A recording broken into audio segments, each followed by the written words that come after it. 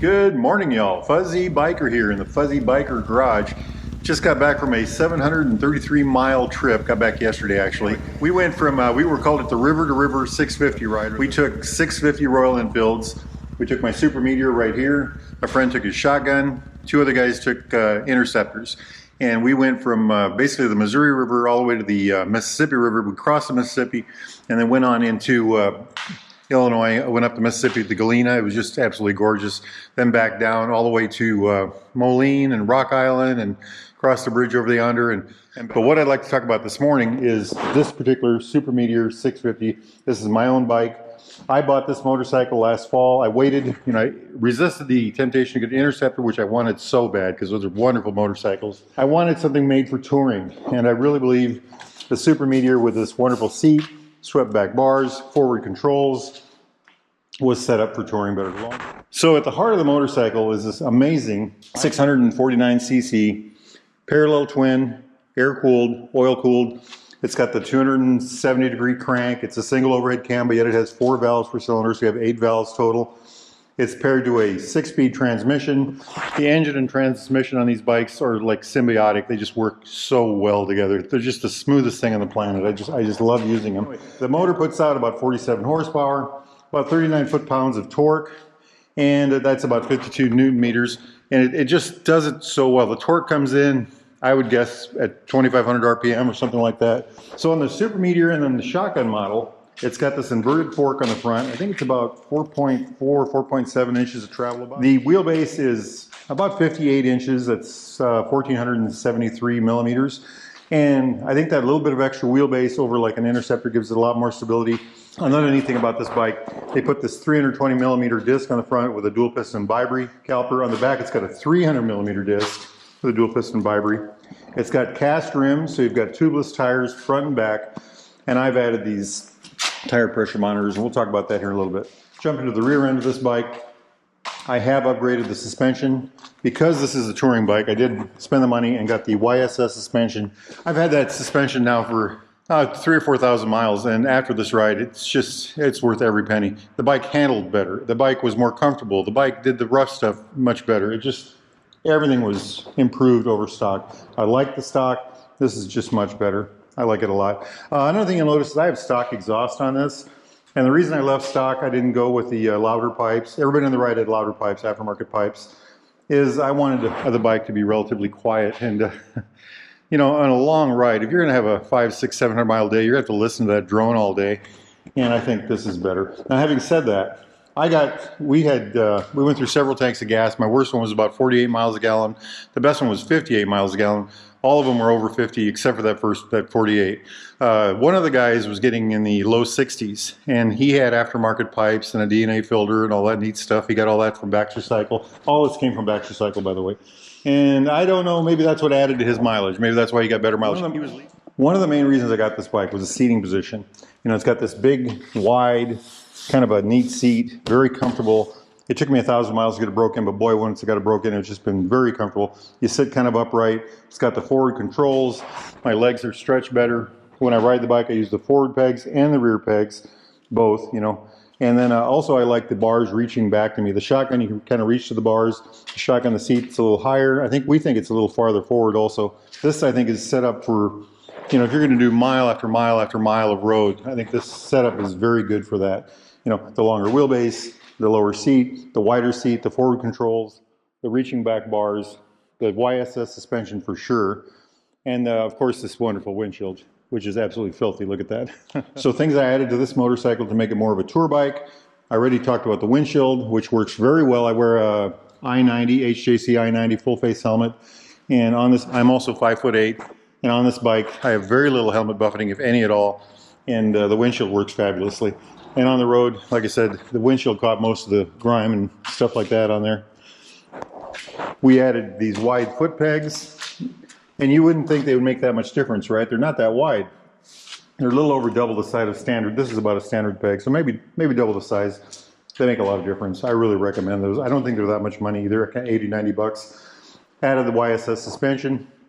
That was a costly add, and I really had to weigh that. I've never bought high-end suspension components. My goal is to ride this motorcycle about 30,000 this year if possible. So I thought it was worth spending the money on this particular motorcycle for that reason. It took me about 300 miles to get it dialed in. And then, I put a couple thousand miles on it since then. And this thing is worth every dollar I paid for it. You can adjust the preload and you can adjust the rebound down here. The preload was easy. We got that for my weight. That was no big deal. The rebound, I took this on several rides. Maybe you saw the videos. And I got it tuned. And I found some really rough roads and just took it on different kinds of things.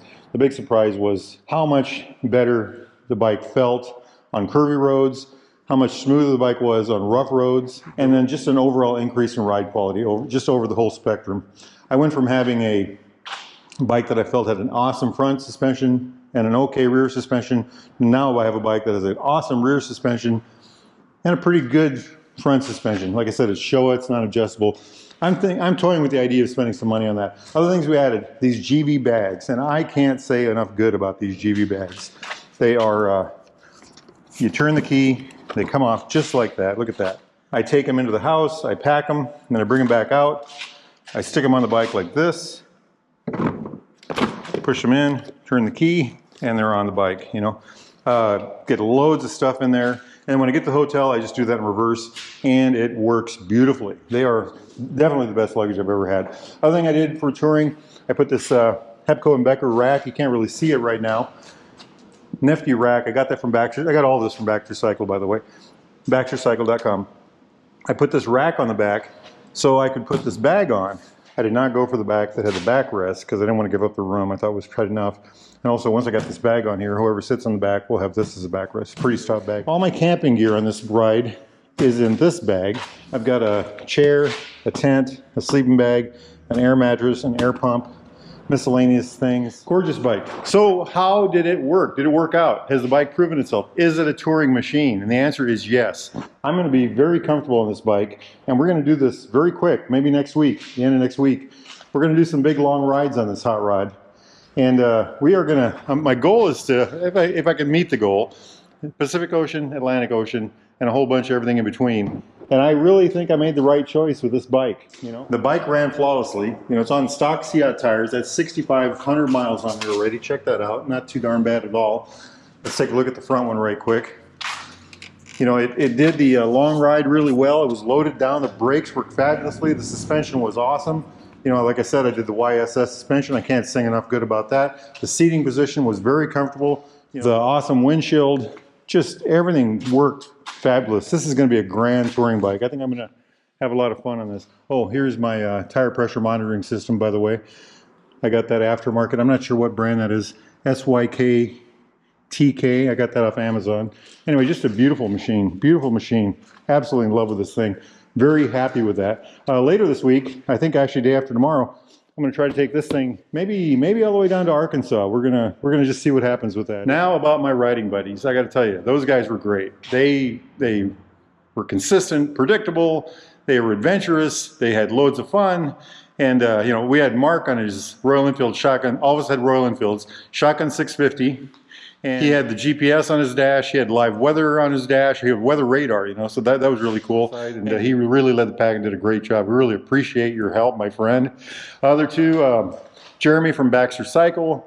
He knows everything about motorcycles and just wonderful to travel with, and just a great, added a lot of value to the ride. And then a young guy named Jeff. He also was riding an Interceptor. Jeremy was riding an Interceptor, and just good. All these guys are great riders. Good company. Just really enjoyed the whole ride. Good people make for a good ride. And throw in all that gorgeous scenery. We went to on the Illinois side. We saw beautiful parks, old river towns. Same on the Iowa side. Just twisty roads. Just loads and loads of fun. I'm planning. You know what? I'll make a video about that. I got stuff for that. Maybe they'll come out tomorrow or the next day. So one more thing, real quick. We had a big tornado here a while back, and Baxter Cycle has put all of their genuine Royal Enfield apparel. You go to their website, call it in, go to their store at BaxterCycle.com or BaxterCycleOmaha.com. Any purchases between the 1st of May and the 15th of May, 100% of the money will go to the Red Cross for tornado relief. So if you buy a $25 t-shirt, $25 goes. If you buy a $100 pair of gloves, $100 goes. You buy a $300 jacket, $300 goes. It just 100% of every penny, so It's like donating money to the Red Cross and getting a free whatever piece of Royal Enfield apparel, hats, you know, all kinds of goodies. Go to the website, check that out. Make sure you tell them Fuzzy Biker sent you. We had people from the United Kingdom, Australia, I think Canada, all over the continental United States. It's just been fabulous. And, you know, the people that need that help are really going to appreciate everything you've done for them. Life is good, my friends. Now, if y'all are in the market for a new or used Royal Enfield Triumph, classic British bike of any type, need parts, accessories, thingamajigs, doodads, travel information, if you like to go on long rides, get yourself over to Baxter Cycle in the mighty Minneapolis of Marnie, Iowa, or go to baxtercycle.com. Make sure you tell those fine folks that Fuzzy Biker sent you. It's early morning here. It's going to be a beautiful day. I'm going to do some bike riding. Y'all do the same. Life is good. Wahoo!